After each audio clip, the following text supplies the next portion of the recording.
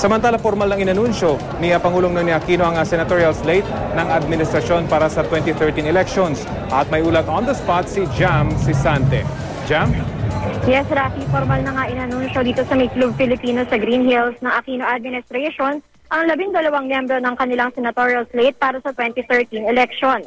Sila ay Senador Loren Legarda, Senador Francis Escudero, Senador Alan Peter Cayetano, Senador Coco Pimentel at Senador Antonio Trillanes. Kasama din si Aurora Representative Sonny Angara, MTRCB Chairman Grace Polia Manzares, dating Senador Jambi Madrigal, dating Senador June Magsaysay, dating Las Piñas Congresswoman Cynthia Villar, dating Akbayan Representative Risa Ontiveros at Civil Society Leader Bam Aquino. Isa-isang pinuri ni Pangulong Aquino ang mga kasama sa senatorial slate at sinabing itutuloy nila ang pagbabagong nasimulan ng kanyang administrasyon. Sabi ni LP Leader at DILG Secretary Mar Rojas, sumusumpa ang mga kasama sa slate na hindi sila magnanakaw at tatayo silang simbolo ng tuwid na daan. Pumirma din ang LP, NP, NPC, NUP, LDP at Akbayan ng Coalition Agreement para sa 2013 election. Sabi ni Senador Franklin Drilon na magsisilbing campaign manager ng senatorial slate, hindi maaaring umakyat sa una stage ang mga kandidatong bahagi din ng una stage. Sila ay Senador Francis Escudero, Senador Loren Legarda at itong si MTRCB Chairperson Grace Polia Manzares.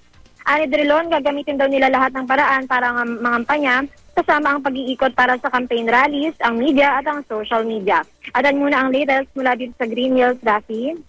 Diyan, pakiulit lang, meron silang panawagan dun sa mga common candidates.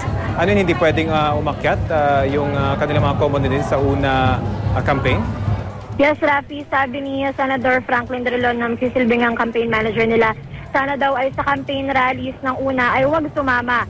Yung mga common candidates nila, yung tatlong nga na nabanggit ko kanina, kasi parang hindi naman daw pwede na ini-endorso ng tatlong kandidato yun, ay yung 9 other candidates sa LP at yung 9 other candidates din doon sa una. So ayaw nila na, ayaw kung pwede sana, wag daw yung makikipaghawak kamay at i-endorso din yung mga ibang kandidato doon sa kabilang partido. Rafi? Pero Jam, po pwedeng magsulo na mangampanya itong mga kandidato ng administrasyon. Meron bang nababanggit na ganyan ngayon?